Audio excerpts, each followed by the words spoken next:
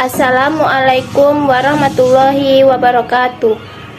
Perkenalkan, nama saya Destia Dila Sri Utami dengan NIM 22053123 dari Prodi Pendidikan Ekonomi. Baiklah, di sini saya akan mempresentasikan hasil pemahaman saya terkait materi tentang suku bunga, yang mana dalam mata kuliah Ekonomi Moneter yang diampu oleh Bapak Dr. Yul Hendry, SPD MSI. Materi pertama yaitu mengenai pengertian suku bunga menurut teori neoklasikal dan neokenes. Suku bunga merupakan instrumen penting dalam perekonomian dan dijelaskan secara berbeda oleh dua teori besar, yaitu neoklasikal dan neokenes. Dalam teori neoklasikal, suku bunga dipandang sebagai harga yang menyeimbangkan tabungan dan investasi, yang mana dalam pasar modal, penganut teori ini percaya bahwa suku bunga ditentukan oleh kekuatan pasar dan ekspektasi rasional pelaku ekonomi. Dalam teori Keynesian, suku bunga menekankan adanya ketidaksempurnaan pasar yang menyebabkan suku bunga tidak selalu fleksibel. Pemerintah dan bank sentral memiliki peran penting dalam mengatur suku bunga untuk menjaga stabilitas ekonomi. Materi yang kedua yaitu pengertian suku bunga nominal dan suku bunga real. Suku bunga nominal merupakan suku bunga yang ditetapkan oleh lembaga keuangan tanpa mempertimbangkan tingkat inflasi. Ini merupakan angka yang terlihat secara eksplisit pada kontrak pinjaman atau simpanan. Jadi, suku bunga nominal adalah tingkat suku bunga yang dinyatakan secara eksplisit oleh lembaga keuangan atau bank tanpa memperhitungkan faktor inflasi. Sedangkan suku bunga real merupakan suku bunga nominal yang telah disesuaikan dengan tingkat inflasi, sehingga mencerminkan daya beli yang sesungguhnya dari bunga tersebut. Jadi, suku bunga real adalah suku bunga yang telah disesuaikan dengan tingkat inflasi, sehingga mencerminkan daya beli sebenarnya dari pendapatan atau biaya atas suatu pinjaman atau investasi. Berbeda dengan suku bunga nominal yang hanya menunjukkan angka secara langsung tanpa mempertimbangkan inflasi. Suku bunga real memberikan gambaran yang lebih akurat tentang keuntungan atau beban real yang diterima atau ditanggung oleh seseorang. Materi ketiga yaitu perhitungan suku bunga nominal dan suku bunga real. Yang pertama itu perhitungan suku bunga nominal. Suku bunga nominal biasanya digunakan untuk menunjukkan tingkat suatu bunga yang dikenakan atau diberikan dalam suatu periode tertentu tanpa memperhitungkan inflasi. Namun dalam konteks perhitungan, suku bunga nominal juga sering dihitung ketika bunga dibayarkan lebih dari satu kali dalam setahun, misalnya bunga majemuk per bulan, kuartal, dan lain-lain. Adapun rumus dari bunga nominal, suku bunga nominal antara lain yaitu R sama dengan I dikali M, yang mana R merupakan suku bunga nominal tahunan, I sama dengan suku bunga nominal tiap periode, dan M merupakan jumlah majemuk tiap 1 tahun. Contohnya yaitu seorang apoteker akan menjual obat kepada pelanggan tetapnya seharga 340.000 jika tunai, atau 370.000 jika pembayarannya 1 minggu kemudian. Berapa nilai suku bunga nominal tahunan yang diterima oleh penjual obat? Nah, diketahui bunga untuk satu periode itu sama dengan 370.000 dikurang 340.000, yang mana jumlahnya 30.000. Jika 1 tahun sama dengan 52 minggu, sehingga cari suku bunga nominal tiap tahunnya.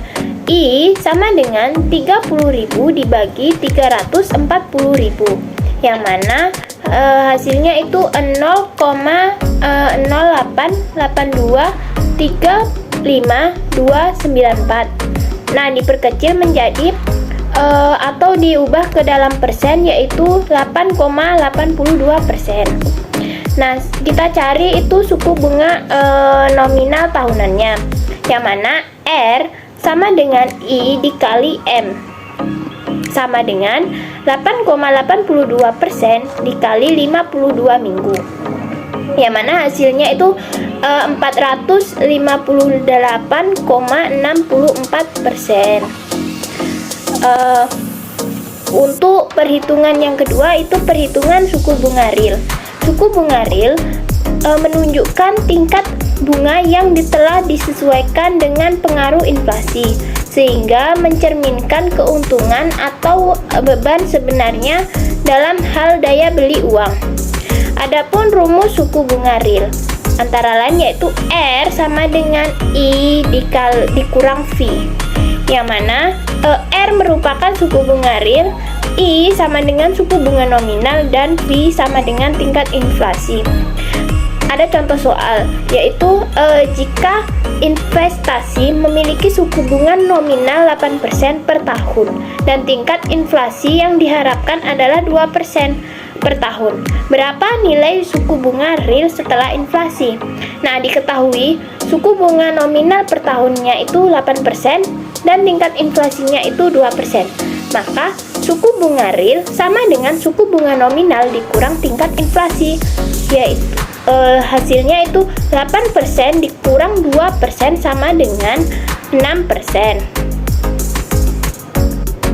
Perhitungan tersebut sangat penting karena untuk menilai keuntungan real setelah memperhitungkan inflasi berada pada kisaran tersebut. Materi yang keempat yaitu pengertian dan faktor-faktor yang mempengaruhi suku bunga bank. Yang pertama itu pengertian suku bunga bank. Suku bunga bank adalah tingkat bunga yang ditetapkan oleh bank sebagai imbalan atas pinjaman yang diberikan kepada nasabah atau sebagai balas jasa atas simpanan yang ditaruh oleh nasabah di bank. Dalam konteks pinjaman, itu suku bunga bank menjadi biaya yang harus dibayar oleh peminjam atas uang yang dipinjam dari bank. Sebaliknya, dalam konteks tabungan atau deposito, suku bunga merupakan keuntungan yang diberikan bank kepada nasabah. Besarnya itu suku bunga bank dipengaruhi oleh beberapa faktor, seperti yang akan dijelaskan selanjutnya, yaitu faktor-faktor yang mempengaruhi suku bunga bank. Yang pertama itu kebijakan bank sentral. Bank sentral seperti Bank Indonesia menetapkan suku bunga acuan. Jika suku bunga acuan naik, maka suku bunga bank biasanya ikut naik dan sebaliknya. Yang kedua itu tingkat inflasi. Inflasi yang tinggi menyebabkan nilai uang menurun, sehingga bank cenderung menaikkan suku bunga untuk menjaga nilai real dari dana yang dipinjamkan atau disimpan. Yang ketiga itu permintaan dan penawaran uang. Jika permintaan kredit tinggi sementara dana yang tersedia terbatas, suku bunga akan naik. Sebaliknya, jika banyak dana tersedia namun sedikit permintaan kredit, suku bunga cenderung turun. Yang keempat yaitu resiko kredit. Semakin tinggi resiko gagal bayar dari debitur, maka suku bunga yang dikenakan akan lebih tinggi sebagai kompensasi atas resiko tersebut. Yang kelima itu jangka waktu pinjaman atau simpanan. Umumnya suku bunga untuk jangka waktu yang lebih panjang lebih tinggi dibandingkan jangka pendek karena resiko dan ketidakpastian yang lebih besar. Yang keenam itu kondisi ekonomi makro. Stabilitas ekonomi, pertumbuhan ekonomi, dan kondisi pasar keuangan juga mempengaruhi tingkat suku bunga. Dengan kondisi ekonomi tidak stabil, suku bunga bisa lebih tinggi untuk mengendalikan risiko. Yang ketujuh itu kebijakan internal bank. Setiap bank umum memiliki strategi dan kebijakan tersendiri dalam menetapkan suku bunga berdasarkan target keuntungannya, profil resiko, dan struktur biaya operasionalnya. Materi kelima yaitu komponen dalam penentuan bunga pinjaman. Dalam penentuan bunga pinjaman, bank mempertimbangkan beberapa komponen utama yang mempengaruhi besarnya bunga yang dikenakan kepada debitur. Adapun komponen-komponen dalam penentuan bunga pinjaman tersebut antara lain yang pertama itu biaya dana. Biaya dana ini adalah biaya yang dikeluarkan bank untuk memperoleh dana, misalnya dari dana pihak ketiga atau tabungan dan deposito atau pinjaman antar bank. Semakin tinggi biaya dana, semakin tinggi bunga pinjaman yang dikenakan. Yang kedua itu biaya operasional. Merupakan biaya yang dikeluarkan bank untuk menjalankan kegiatan operasional seperti gaji karyawan, biaya administrasi, sistem teknologi, dan pemeliharaan kantor. Yang ketiga itu cadangan resiko kredit. Bank menambahkan margin untuk menutupi resiko gagal bayar dari peminjam. Semakin tinggi resiko kredit, semakin besar cadangan yang harus disediakan, sehingga bunga juga menjadi lebih tinggi. Yang keempat itu margin keuntungan.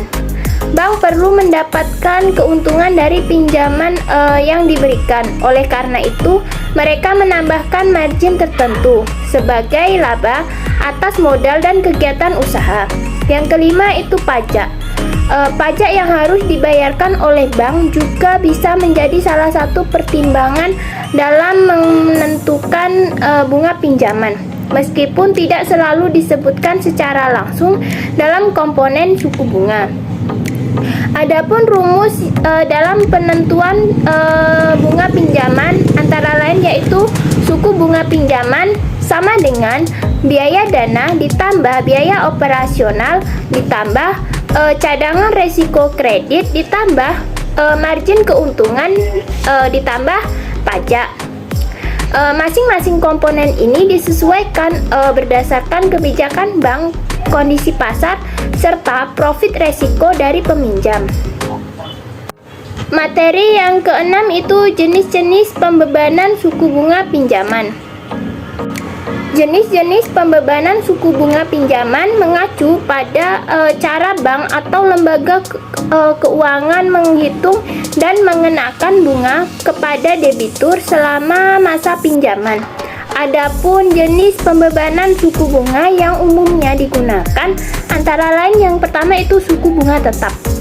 Pada jenis ini suku bunga tidak berubah selama jangka waktu pinjaman. Cicilan yang dibayar debitur setiap bulan akan tetap sama, cocok untuk nasabah yang menginginkan kepastian dalam pembayaran. Yang kedua, suku bunga mengambang, yang mana suku bunga dapat berubah sewaktu-waktu mengikuti suku bunga pasar atau suku bunga acuan dari bank sentral. Jika suku bunga acuan naik, maka bunga pinjaman juga naik. Begitupun sebaliknya, resiko dan keuntungan lebih tinggi. Yang ketiga itu suku bunga efektif. Bunga dihitung berdasarkan sisa pokok pinjaman yang belum dibayar. Seiring waktu, jumlah bunga yang dibayarkan akan semakin kecil karena pokok pinjaman berkurang setiap bulannya. Yang keempat itu suku bunga flat. Bunga dihitung dari total pokok pinjaman awal dan dibagi secara merata dalam cicilan bulanan. Pembayaran bunga setiap bulan tetap sama tanpa memperhitungkan sisa pokok pinjaman. Yang kelima itu suku bunga anuitas, merupakan gabungan antara sistem bunga efektif dan flat. Cicilan bulanan tetap, namun komposisinya berubah. Di awal masa pinjaman, posisi bunga lebih besar dan posisi pokok lebih kecil. Di akhir, posisi pokok lebih besar. Pemilihan jenis suku bunga sangat berpengaruh terhadap jumlah total pembayaran pinjaman. Oleh karena itu, penting bagi debitur untuk memahami setiap jenis pembebanan bunga sebelum mengambil kredit agar sesuai dengan kemampuan dan strategi keuangan mereka. Baiklah, sekian presentasi pemahaman materi terkait suku bunga dari saya akhiri. Wassalamualaikum warahmatullahi wabarakatuh.